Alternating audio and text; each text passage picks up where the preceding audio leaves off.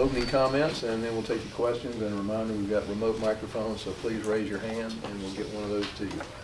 And a reminder, no live streaming, please. Yeah, I want to take a minute to acknowledge the Vince Dooley Celebration of Life they're having Friday night at the Coliseum. It's open to the public, and encourage fans and supporters to attend to celebrate a man that meant so much to our community. I know I'll be over there for a brief stopover, but he meant so much to us. This is an opportunity to celebrate his life and do it over at Coliseum, I guess, correct? Yeah, and that'll be 7:30 on Friday night. So with that, we're on to the Georgia Tech program I know a lot about, and a coach that I have a lot of respect for. Known Brent for a long time. He played at Tech while I played at Georgia. We played against each other, and we've spent some summers together, and I have a lot of respect for him as a coach. You know, he was at the O-line coach at Alabama one of the years we played them, and they did a really good job. His offensive lines are always physical, get after it. A lot of familiarity with their staff, with ours, Chip Long, Chaney, and all the guys that have been over there. So they're playing really well now. They're playing really hard now, and I think he's done a tremendous job getting these guys to compete.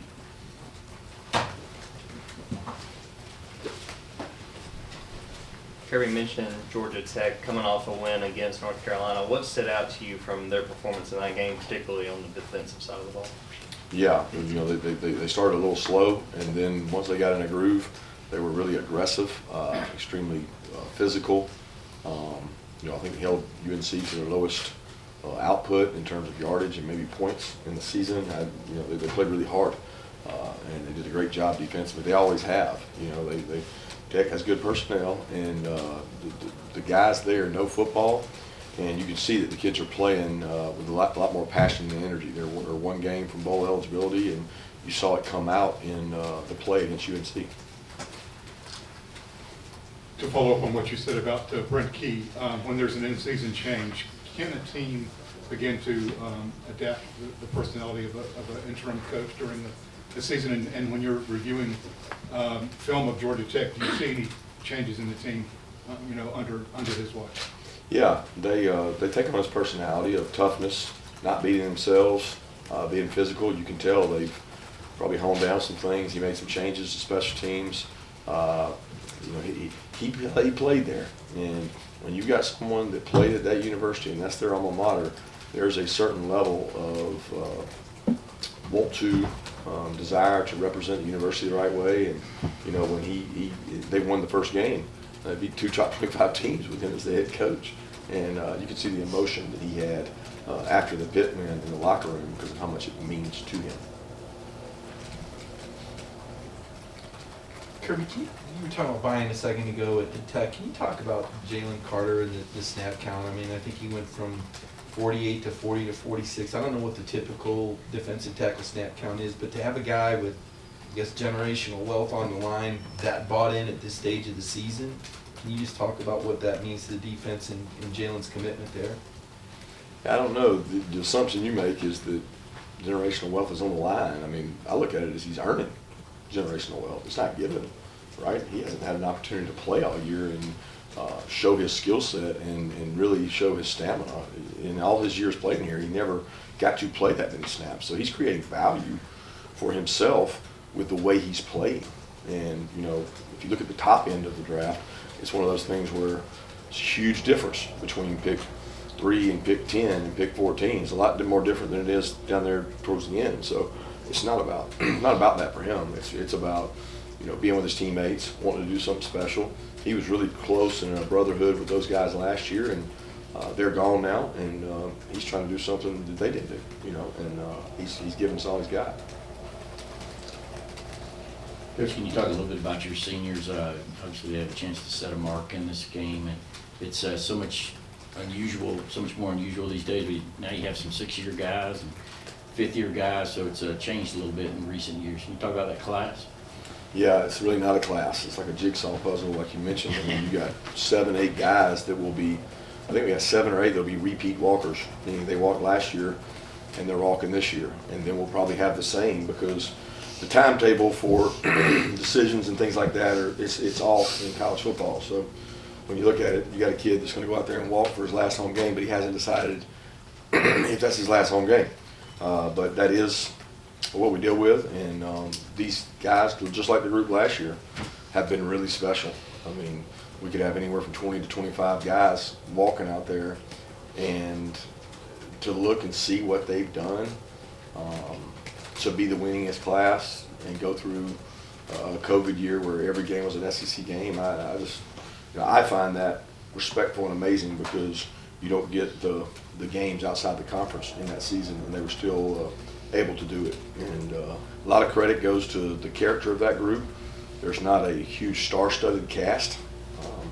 There won't be 15 draft picks out there, but there's some guys that really care about UGA, and they've sacrificed a lot to this program. Kirby, I want to ask you about one of those seniors with Stetson. When did you, do you remember your first conversation with him, and when did you first know about the competitive nature he has? Well, I knew his high school coach. I knew who he played for. I knew the area he was from. I roomed with a guy that was from down there in college here. It was a walk-on, and he always talked about Stetson. We kept in touch. Stetson was getting recruited by other people. Chris Hatcher and several guys recruited him. We got him up on an official visit. I think the first time I really got to talk to him and visit with him was around the OV, and he's got a lot of siblings, a great family, and I remember the siblings being around during our camp days and working out, and his OV in the stadium. You could tell there was something different about him in terms of a chip on his shoulder, and that's helped drive him to where he is now. Hey Kirby, wanted to ask you, what was AD able to do last week with you guys as far as practice goes? And also, is there any scenario playing deep into this thing where you guys might have a chance at all to get Nolan back, or is that kind of like a done deal? No, Nolan's surgery was a repair, and he'll be out. Hopefully make it back to his workouts and combine stuff. AD was similar last week as he's been to the previous weeks. I mean, he did run. He had a few higher speeds, and he did some individual drills, but he didn't do team work, like 11 on 11 team work. And that's the goal. That's the goal each week, to get him out there to do 11 on 11 and take some reps. Yeah, 2 questions, one injury related. You mentioned Tate had a subluxation. What body part was that for? And then 2, with this Georgia Tech game, obviously you didn't play him at home here in 2020. I think this is Stetson's first home game against Georgia Tech in his career. Has the sort of nature of this rivalry shifted at all since you've been here at Georgia? No, it's still a big rivalry. I mean, I think maybe it shifted in the dynamic of what their offense was, because he went from one extreme to the other in terms of that. But Tate had a shoulder subluxation, and again, he probably could have gone the game. It's one of those things. He checked out before the game last week and weren't comfortable putting him in, and wanted to give Devin a chance to play. So, and this is Stetson's first opportunity to play Georgia Tech here, unless one of those years he was here as a freshman that we played here against him. I'm not sure. Hey Kirby, so can you talk a bit about what Pop means to this team in terms of communication on the field, and also what he brings to the defense each week, I guess? Yeah, he's the go-between from the back end to the front end. So he and Smile are like messengers. They have to deliver the message front ways and deliver the message back ways and make sure we're on the same page, which is critical in today's day and age of offense, where people are constantly moving, nobody's sitting still, things change, got to have great eye control. He's also the signal caller, the one that gets the signal and tells people what to do, and he holds people accountable, including himself. He hasn't had some of his best games and best weeks of practice here recently, but yet he still holds himself to a high standard, and he acknowledges that he can do better. And when you have a guy at that position that thinks that way, it's good hardwiring for your defense. Kirby, with Georgia Tech, they used 2 quarterbacks in that win against North Carolina. Just what kind of challenge does that present, knowing that you might see 2 guys with 2 different skill sets? Yeah, they definitely got different skill sets, and they're both good players. I mean, I caught some of a Thursday night game earlier this year, and got to see the Gibson quarterback, and then watching Tyson go against the UNC team, it was a different flavor. They really complement each other. Big physical guy, both of them can actually run, and the improvement that Gibson's made over the recent games to me is astounding. He's throwing the ball much better, much more efficiently. one last question on Stetson, Coach. Never mind what he's been able to do on the field here these last couple of years, but just the fact that he has earned a starting position as a former walk-on in Division I. I mean, what are the odds of that, I would guess, if you look around the country? And can you speak to the accomplishment of just being able to make that happen, to get on the field? Yeah, it takes a competitor. I mean, it takes somebody to overcome the odds because you're not given the benefit of the doubt. You have to earn it. You have to beat guys out. And, we as coaches did everything we could to not give him the opportunity, and he just kept banging away at the door, and he was very persistent. Thank goodness we decided to bring him back when we were, sitting in a tough quarterback situation, and probably the best decision we made when you look back of bringing him back here in what was looking like it was going to be a backup role, but not to him. I mean, he saw it as an opportunity to come in and play, and he took advantage of it. Kirby, on red zone touchdown percentage, obviously the other day it wasn't good. There's been some stretches this year where it has been good. What's your level of concern on that? We worked really hard on it. It was one of our big things coming in. We actually had moved. We started out really slow in that area offensively, and we moved into the 20s, and we were creeping up, and it was getting really good. And then we took a step back, last week. And the level of concern is about execution. It's not like you can say it's one thing or, oh, you have a problem here. No, you didn't do this right. And every play we can point to and say, we had a failure here. And when you have a failure here, you don't execute. You play good defenses, they capitalize on it. And, our defensive red zone TD percentage has been really, really special. We've stopped a lot of people. And we go against each other all offseason. They get to see our guys go. We do it every week. On every Wednesday, we go out and do it. So it's been a point of emphasis for us. But it's one of those things we got to keep working on and get better at. Coach, since Nolan has been out, how has his position performed in his absence? Okay, up and down. I mean, we've had some good performances, some poor performances, some good plays, some bad plays, some guys playing more snaps than they've ever played, so fatigue sets in, and you got to have more stamina because as you play more snaps, you find guys make more mistakes. And the mentality of cardio and exercise fatigue makes cowards of us all. So when you make mistakes because you're fatigued, you got to get in better shape, and the snaps have gone up really on that whole group. Kirby, you mentioned Georgia Tech is on the edge of being bowl eligible. Is that something that's going to be talked about with the team, just understanding that Tech comes into this game with a lot to play for? Yeah, we'll mention it, but I mean, it's not about them. It's about what we do. Back on the red zone scoring, what kind of luxury is it? What kind of comfort does it bring you to have a consistent kicker like that? Yeah, it's awesome, but I'd rather have 7 than 3. So, I mean, the flip side of that is you have to go for 7 if you don't have that. And it is a luxury to have him, and he's been Mr. Consistency since he's been here. And he's mentally wired the right way and does a tremendous job for our program. But the more we use him, the more we realize that those are points left on the board.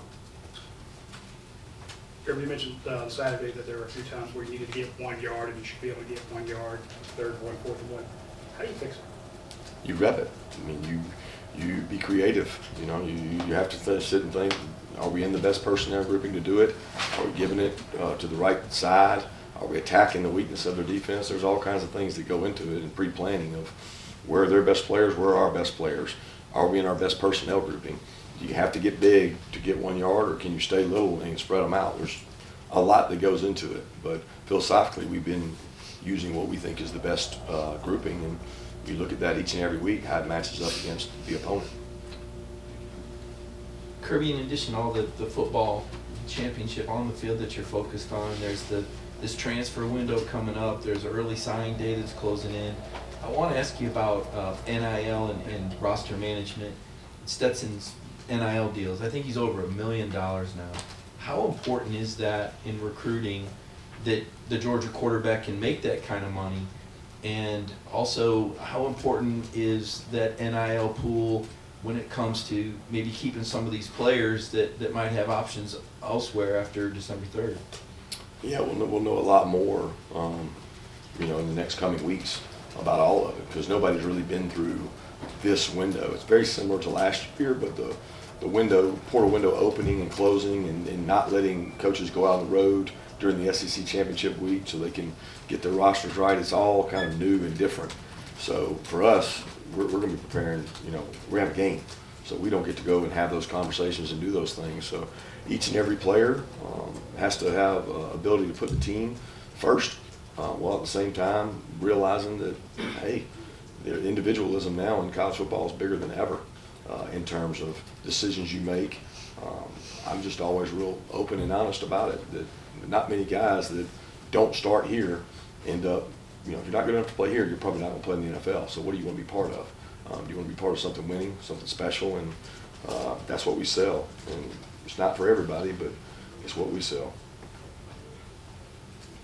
Kirby, with Devin stepping in for Tate in that Kentucky game, just what did you make of his performance starting in that role? He did a good job. He took a lot of reps during the week over there on the right side, and he shows a lot of toughness, a lot of size, things he can do better, things he could have done better in the game, but he'll continue to work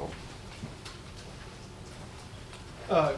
Kirby, I can't recall if you brought it up today, but I think you said before that Georgia Tech you lost them your last home game as a player here. You talked to some of the guys, and I'm sure you're friends with some of the guys you still play with, and when you kind of take that coach hat off, I mean, what does this rivalry kind of mean to you and kind of stick with you over the years that I guess the first Georgia Tech game as a coach, you guys lost that one as well. I mean, is it clean old-fashioned hate to you in some ways? Yeah, certainly it is. I mean, it's what this program's biggest rivalry was many, many years ago when they were in the SEC. Our kids don't know that history. They don't know the history of this rivalry and what goes into it. It was a really big rivalry, during Paul's years here because of the triple option and playing something different and the physicality of the game, and I think educating our players on that so they understand it, because it means a lot to our players in terms of what they want to achieve, and they got to win this game to achieve those things. So making sure they understand that is really important, and teaching the history of that is important because it'll mean something to the Georgia Tech players and the Georgia players 20, 30 years from now. Kirby, I know the running game is a matter of 11 guys doing it well. It's not just the running back, but I'm curious with guys like McIntosh, Kendall, are they running the ball better in terms of vision, burst when you guys look at film? It's all relative to who you're playing. I mean, I don't think you can judge a running back based on game by game because the front's different, the opponent's different, the run schemes are different, the ability to throw the ball is different. I mean, it varies from game to game. I'm very pleased with what our backs have done. Let's take two more questions.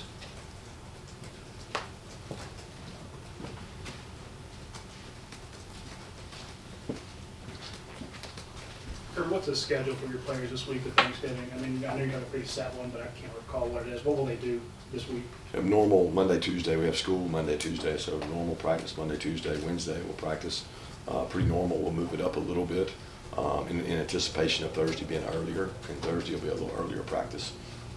And then we're back getting ready for the game Friday. Talking about this rivalry, when you look at the 2017 team, and specifically the guys that came back, how much do you think that loss they had the previous year at home was sort of a motivator for some of the guys who decided to come back? I don't know if it was that game or the whole season. I don't really know. You have to ask those guys. I think that may have played a part. I remember, Nick brought that up, and it bothered him. But his last game going off was that way, and he's the one that sticks out as it really bothered him the most. But I don't really recall.